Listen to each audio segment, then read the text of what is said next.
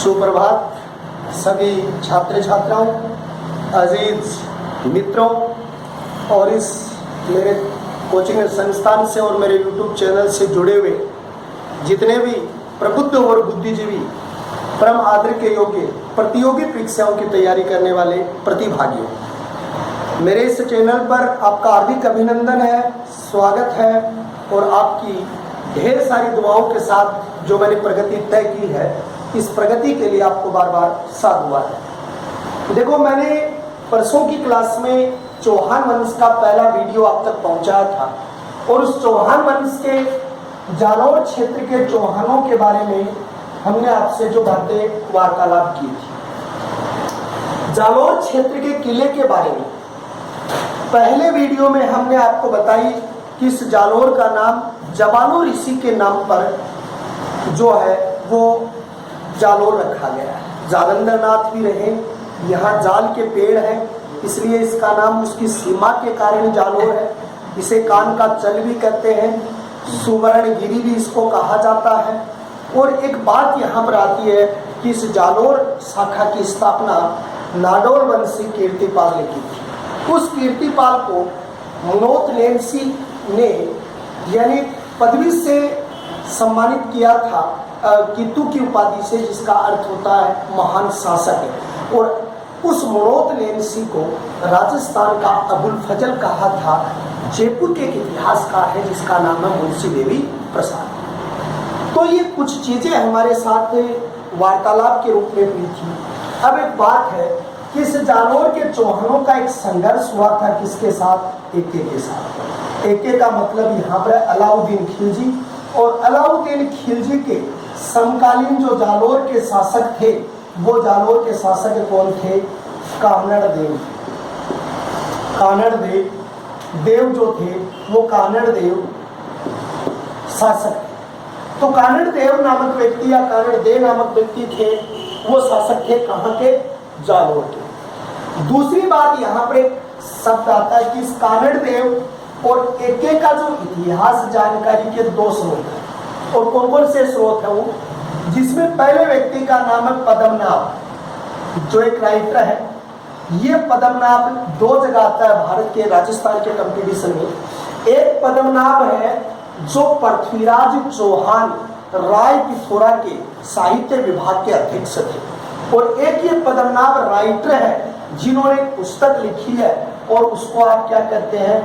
वीरमदेव सोनगरारी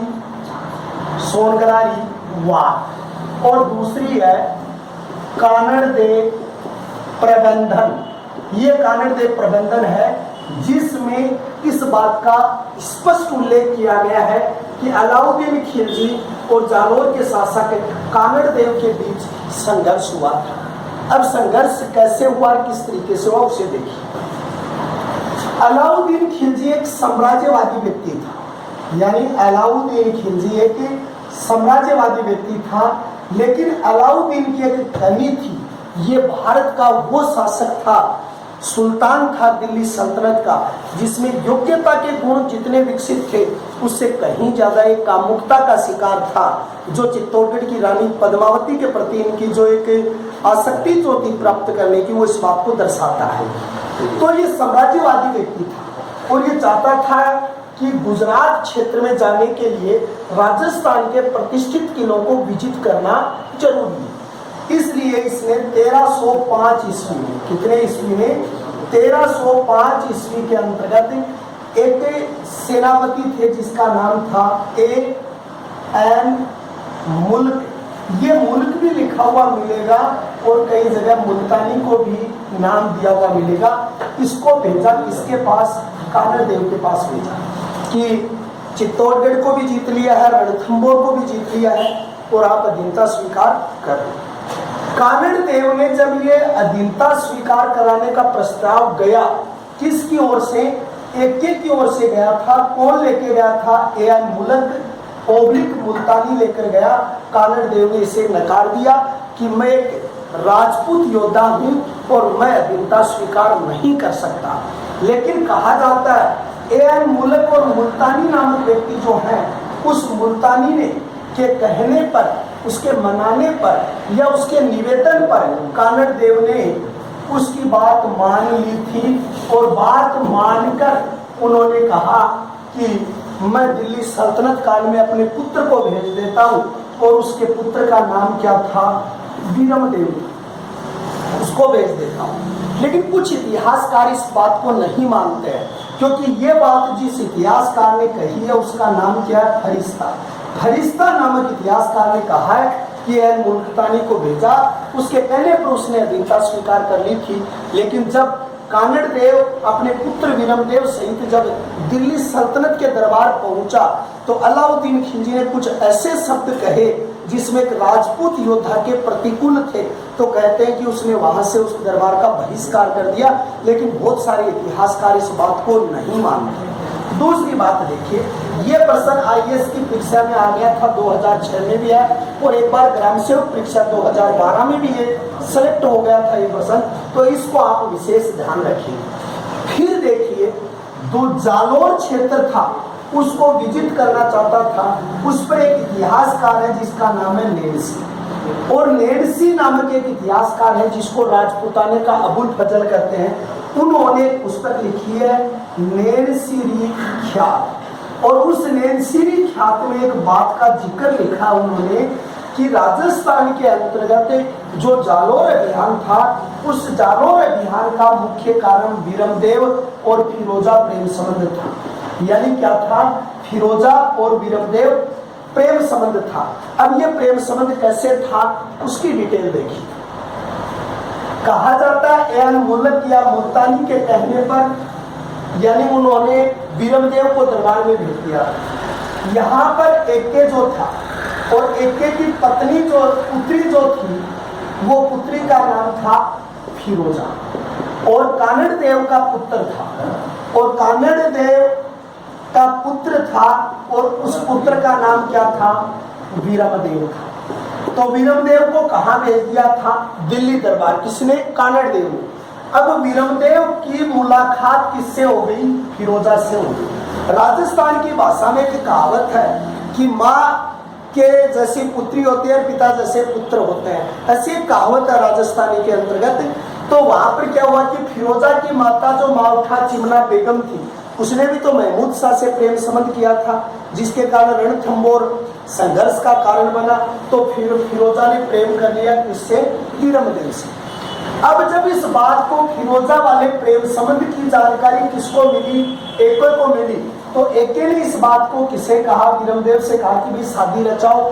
तो दो तथ्य आते हैं। राजस्थानी जो स्रोत है वो तो ये कहते हैं कि वीरमदेव ने वहां पर उस दरबार का ये बात कहते हुए छोड़ दिया था कि मैं मेरे पिता से स्वीकृति लूंगा पहले। और फारसी इतिहासकार ये कहते हैं कि नहीं, वीरमदेव जो है उन्होंने इस बात का पता चलते उसने गुप्त रूप से ही दरबार को छोड़ दिया था। दोनों तथ्य हैं, लेकिन ऐसे तथ्यों पर प्रश्न नहीं आते। तो इसमें क्या हुआ उसे आगे देखिए। अब ये वीरमदेव कहाँ आ गया? जालोर आ गया। इसने पूरी घटना की सूचना किसको दे दी? कानड़ देव को कि पिताश्री आप हो तो मैं फिरोजा से शादी कर लूं। ये एक राजपूत योद्धा नहीं था, बल्कि एक श्रेष्ठ हिंदू पदशाही भी था। उसने कहा देख, ये शादी अपने धर्म के विरुद्ध है, मैं ऐसा नहीं कर सकता। तो कहते हैं कि इस फिरोजा ने इस वीरमदेव को लाने के लिए किसे भेजा था? तो यानी गुहिल बादशाह को भेजा था। बसीता की देखो, गुहिल बहिस्ता भी लिखा हुआ है और गुहिल बहिस्ता को भेजा था। ये गुहिल बहिस्ता थी, ये क्या थी? दहाई माँ थी। देखो, दहाई शब्द का प्रयोग हुआ वो ज्यादातर राजपूतों में हुआ है। और दहाई क्या होती थी? उस समय राजपूती परंपरा के अंतर्गत दासी होती थी जो राजकुमार और राजकुमारियों का लालन पालन करती थी। जैसे पन्ना धाय, मारवाड़ की गोरा धाय, ये लालन पालन करने वाली जो महिलाएं, उनके साथ एक धाय शब्द जुड़ता था, क्योंकि पन्ना धाय गुजरी थी। और पन्ना धाय जो गुजरी थी उसके दहाई शब्द लिखा हुआ। ये दहाई माँ का मतलब वो राजकुमारों का लालन पालन करने वाली। तो एक गुहिल बहिस्ता जो थी उसको भेजा किसने? फिरोजा ने, कि जाओ आप वीरमदेव को लेकर आओ।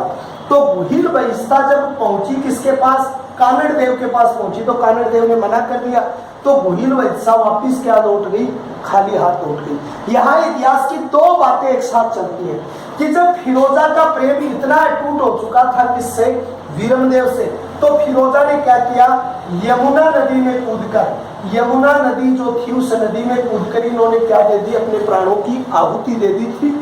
और जिसके कारण कौन नाराज हो गया था, एक के अलाउद्दीन खिलजी था, वो इस बात से बहुत रुष्ट था या नाराज था। इस पर एक कहावत होती है कि फिरोजा के ऊपर एक कहावत चली थी कि चलो जी ना सके साथ क्या हुआ, मर तो सकते हैं, न बंध सके हम विवाहिक जोड़ों में, क्या कफन में तो बंध सकते हैं, न मुलाकात हुई अब हमारी तो क्या हुआ, हम दरगाह के दफन में तो मिल सकते हैं। तो यानी कि कहने का मतलब ये फिरोजा और वीरमदेव का क्या था, प्रेम संबंध था। अलाउद्दीन खिलजी ने इन दोनों बातों से प्रभावित होकर पहली बात एन मुल्क मुल्तानी के समय में अधीनता स्वीकार कर ली, फिर स्वतंत्रता की घोषणा कर दी। जालोर सामरिक दृष्टि से काफी महत्वपूर्ण है और मनोज देविसी के अनुसार फिरोजा और वीरमदेव के प्रेम संबंध के बाद दोनों के संबंध जो थे वो कुटिल हो चुके थे।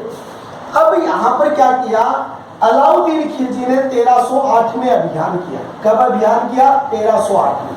लेकिन इस अभियान के दौरान बीच में एक किला पड़ता था, उस किले का नाम क्या था, सिवाना। देखो इस पर कई नाम है इतिहास के कंपटीशन में, इसको सिवाना किला भी कहते हैं, इसको कुम्मट किला भी कहते हैं, इसको अणलखा सिवाना भी कहते हैं, अणलखो सिवाना, अणलखो या अणलखिया सिंगाना भी कहते हैं, अणलखो लिख सकते हो, अणलखिया सिवाना भी इसको कहते हैं। इसको क्या कहते हैं, खेराबाद भी यानी इसको कहा जाता है।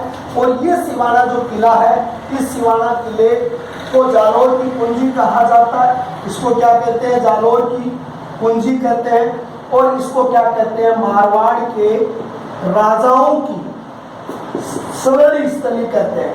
अब अलाउद्दीन खिलजी का कोई इरादा नहीं है सिवाना पर अभियान करने का, लेकिन ये दो तथ्य जो है, एक तो ये जालोर की कुंजी है और एक ये मारवाड़ के राजाओं की स्वर्ण स्थली है। इस जालोर को जीतने के लिए पहले उसे किसको जीतना होगा, सिवाना को जीतना होगा। इस समय 1308 ईस्वी में अलाउद्दीन खिलजी ने किसको भेजा, कमालुद्दीन गुर्ग को भेजा।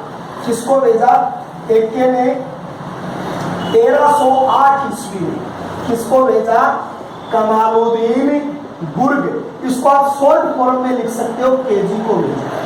यानी कमालुद्दीन गुर्ग की शॉर्ट फॉर्म लिख सकते हो केजी, और एके की शॉर्ट फॉर्म अलाउद्दीन की लिख सकते हो एके। इसने 1308 ईस्वी में सिवाना दुर्ग के अभियान के लिए भेज दिया था। सिवाना के शासक कौन थे इस समय, तो शासक थे कौन, शीतल देव यहाँ के शासक थे। और शीतल देव की पत्नी थी, उस पत्नी का नाम क्या था, मेनादे था।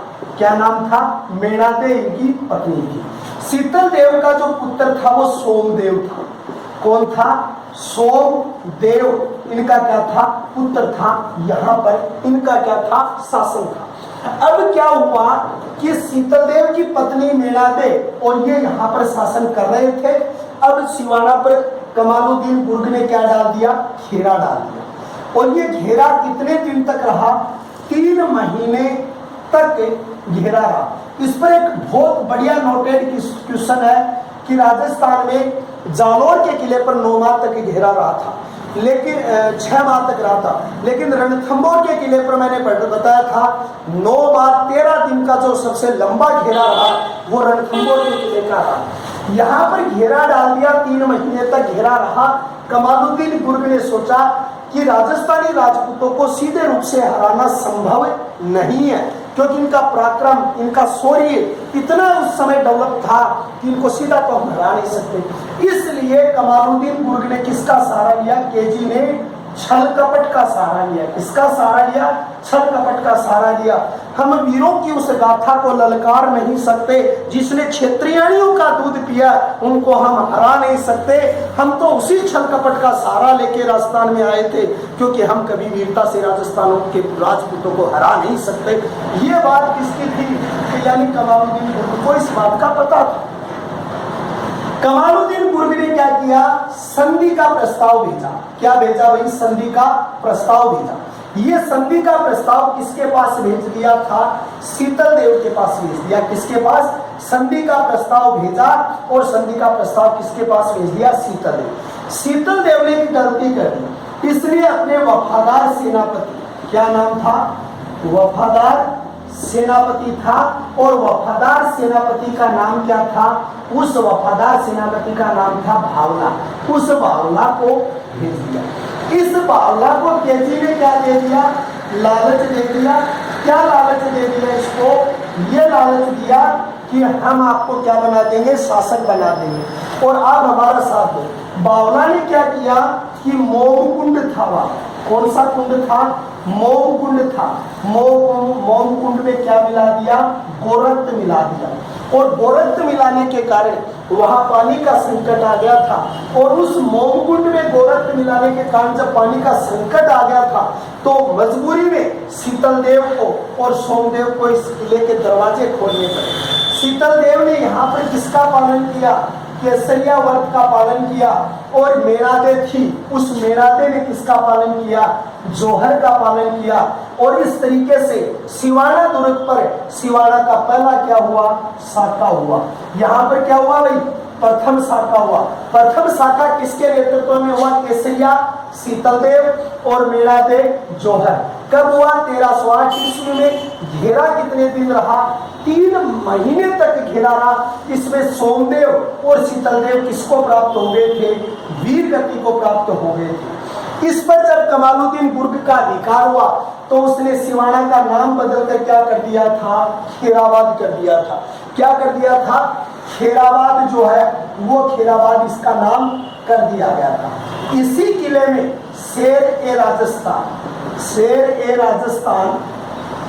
इसी किले में शेर राजस्थान जयनारायण व्यास को नजरबंद रखा गया था। क्या रखा गया था? नजरबंद रखा। एक बात फिर नोटेड आपको बता दूं, जयनारायण व्यास को 2 किलो में नजरबंद रखा था। जालोर भी आएगा, सिवाना भी आएगा, तो इसको रखा था।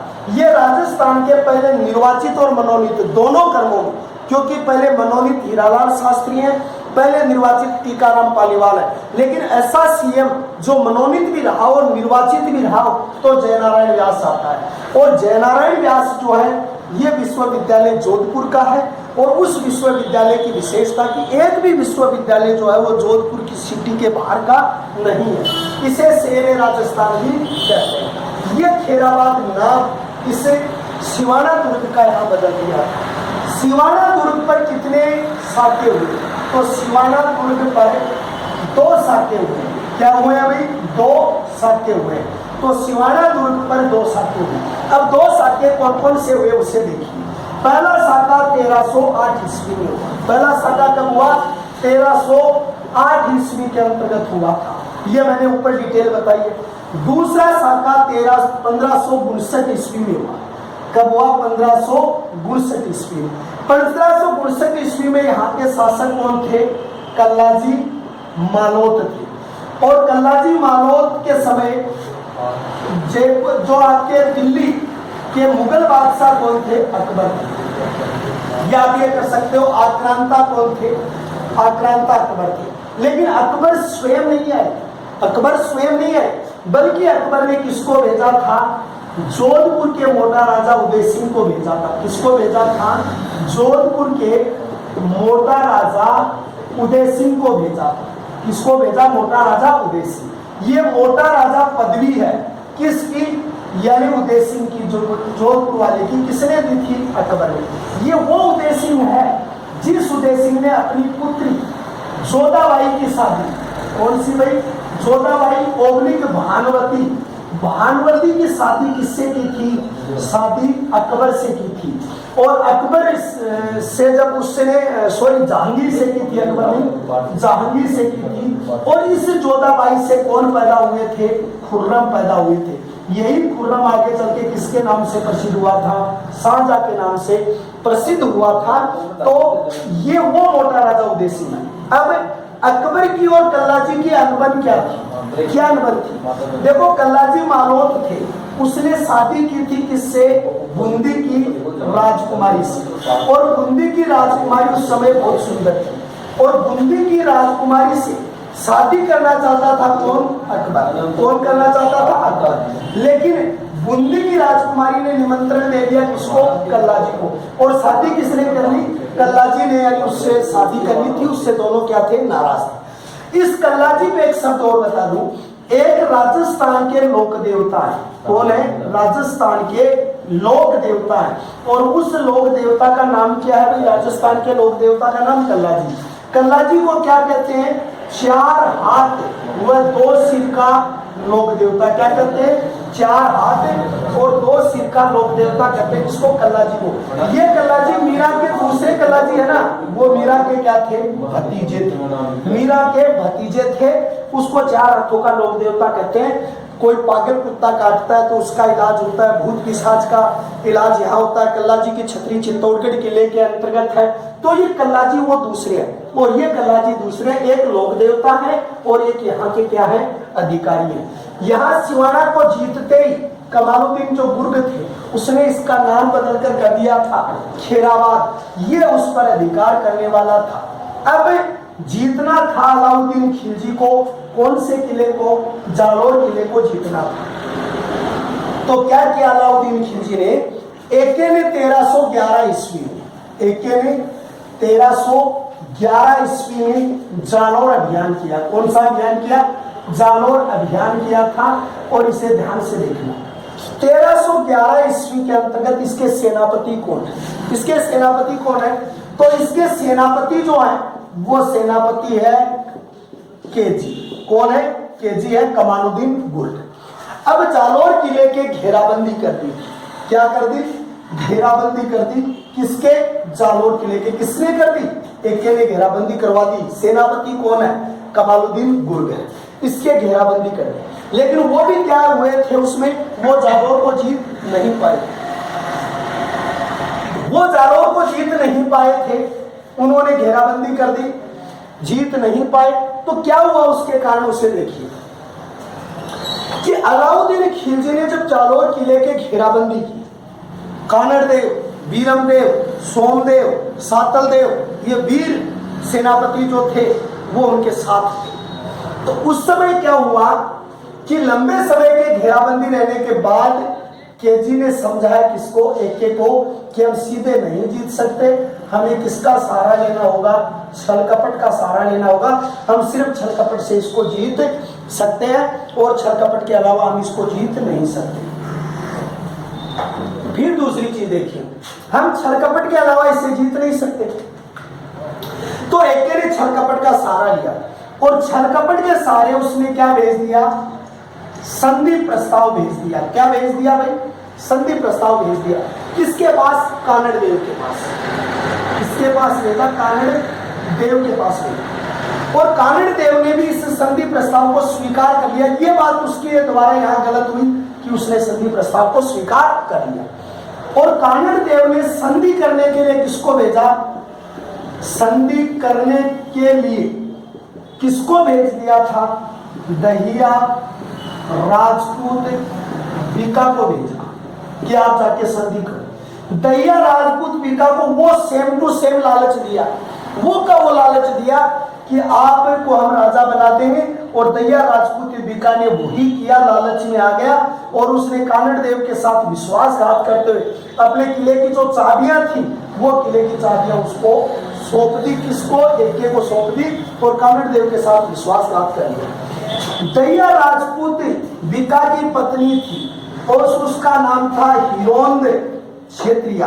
ये कई जगह सिर्फ इतिहास में क्षेत्रिया और हिरोंद को अलग अलग बताया जाता है। हिरोंद क्षेत्रिया जो थी वो इसकी क्या थी? पत्नी थी। किसकी पत्नी थी? तो ये पत्नी थी माफ करना, दहिया राजपूत बीका की पत्नी थी। अब दहिया राजपूत बीका ने जब अपनी रानी को ये बताया कि भाई मैंने उनके साथ विश्वासघात किया, तो ये इतिहास की पहली रानी होगी जिन्होंने अपने पति की इस निकृष्टता से दुखी होकर, अपने पति की इसी निकृष्टता से परेशान होकर उसने अपने पति का क्या काट दिया था? सर काट दिया। क्या काट दिया? सर काट दिया था। काट दिया था, उसी की तलवार से सर काट दिया। और फिर ये किले पर पहुंची, लेकिन उससे पहले किले को अलाउद्दीन खिलजी की सेना जो थी वो रोंद चुकी थी, जीत चुकी थी। तो इसने सर काट दिया। एक तो हम इस साइड में चलेंगे भाई, नोटेड बिंदु ये है कि साइड के प्रश्न करेंगे। अब क्या हुआ कि यहाँ पर एक का अधिकार हो गया, एक का अधिकार हो गया। किस पर अधिकार हो गया भाई? एक का जो हमारा किला है जालोर का, उस पर एक का अधिकार हो गया। एक ने क्या किया, सबसे पहले क्या किया कि जालोर का नाम बदल कर क्या कर दिया, जलालाबाद कर दिया। एक बात। दूसरी बात, एक ने दूसरा काम किया, यहां पर संस्कृत पाठशाला थी। यहां पर कौन सी पाठशाला थी? संस्कृत पाठशाला थी। और संस्कृत पाठशाला का नाम है भोज संस्कृत पाठशाला थी। अब मैं आपको दो चीजें बताऊं, उसे ध्यान से देखना। दो चीजें क्या है, उसको बड़े ध्यान से आप देखेंगे तो उसको कैसे क्लियर करेंगे वो। अगर आपको संस्कृत विश्वविद्यालय पूछ ले, अगर आपको संस्कृत विश्वविद्यालय पूछ ले, तो आपको ये लिखना पड़ेगा जिसका नाम था कंठभरण संस्कृत विश्वविद्यालय। इसका निर्माण किसने करवाया था? विसलदेव चतुर्थ ने करवाया था। किसने करवाया था? विसलदेव फोर्थ, विग्रहराज फोर्थ चौहान शासक ने करवाया था। ये कहाँ है भाई? ये अजमेर में है। और इसको तुड़वाया किसने? कुतुबुद्दीन ऐबक ने तुड़वाया। किसने तुड़वाया? कुतुबुद्दीन ऐबक ने तुड़वाया। और 16 स्तंभों पर 2.5 दिन का झोपड़ा बनवाया। 2.5 दिन का झोपड़ा बनवाया। किसने बनवाया? कुतुबुद्दीन ऐबक ने। यह है कंठभरण संस्कृत विश्वविद्यालय। अब देखो, यह तोप संस्कृत पाठशाला, ये कौन सी पाठशाला? तोप संस्कृत पाठशाला है। और ये परमार वंशी एक राजा थे, और उस परमार वंशी राजा भोज ने इसका निर्माण करवाया। अब क्या किया कि एके जो था, उस एके ने इस संस्कृत पाठशाला को तुड़वाया, और तुड़वा कर यहाँ पर एक उसने मस्जिद बनवाई। उसका नाम क्या था? तोप मस्जिद था। और तोप मस्जिद के अलावा एक मस्जिद और उन्होंने यहाँ पर बनाई थी, उसका नाम क्या था? फिरोजा मस्जिद जो थी, वो फिरोजा मस्जिद का निर्माण करवाया था। ये अलाउद्दीन खिलजी है, इसने सिवाना प्लस जालोर का संयुक्त अधिकार दिया। किसको? केजी को। कि कौन सी दो चीजों का अधिकार दिया? सिवाना प्लस जालोर, इन दोनों का संयुक्त अधिकार दिया था। और वो संयुक्त अधिकार किसको दे दिया था? वो संयुक्त अधिकार दिया था केजी को, कमालुद्दीन गुरु। अब आपको एक चीज अलग से तय करनी है, वो देखिए। अगर जिसने सर काटा वो तो हिरोंद क्षेत्रीय रानी थी, और जिसने अपने पति को सम्मान पूर्वक बचाने के लिए, अपने मोक्ष को त्याग करवाने के लिए, वीरता से लड़ने के लिए, यानी कि जिसका नाम है सहल सरोज कंवर, और उसका नाम इतिहास में तीसरा आता हाड़ा रानी। ये कौन थी? ये रतन सिंह चुड़ावत की पत्नी थी। और राजा राज सिंह के, यानी मेवाड़ के राजा राज सिंह के समय जब औरंगजेब ने आक्रमण किया था, तो उस औरंगजेब के आक्रमण के समय अपना शीश बलिदान किया था। और वो थी कौन? सरोज कंवर। इसके ऊपर एक हड बनी है, उसका नाम मुकुल राज रोतंगी है। उस मुकुल राज नामक व्यक्ति ने फड़ बनाई है, और उसका नाम क्या है? सेनानी। क्या है उस फड़ का नाम? सेनानी है। तो ये भी इसके साथ आप यानी तुलना करोगे। इस तरीके से जालोर पर अधिकार किसका हो गया? और उसका हो गया एके का। और इस समय कौन कौन वीरगति को प्राप्त हुई? अब ये भी आपके लिए एक बहुत अच्छा बिंदु है, तो उसको आप 1 मिनट में देखेंगे, और कैसे उसको क्लियर करेंगे वो देखिए। इसके अंतर्गत कौन कौन शहीद हुए? तो उसके अंतर्गत उत्तल देवड़ा, सोमदेव, वीरमदेव, कानड़देव, ये वीरगति को प्राप्त हुई। और कानड़देव ने किसका पालन किया? केसरिया का पालन किया।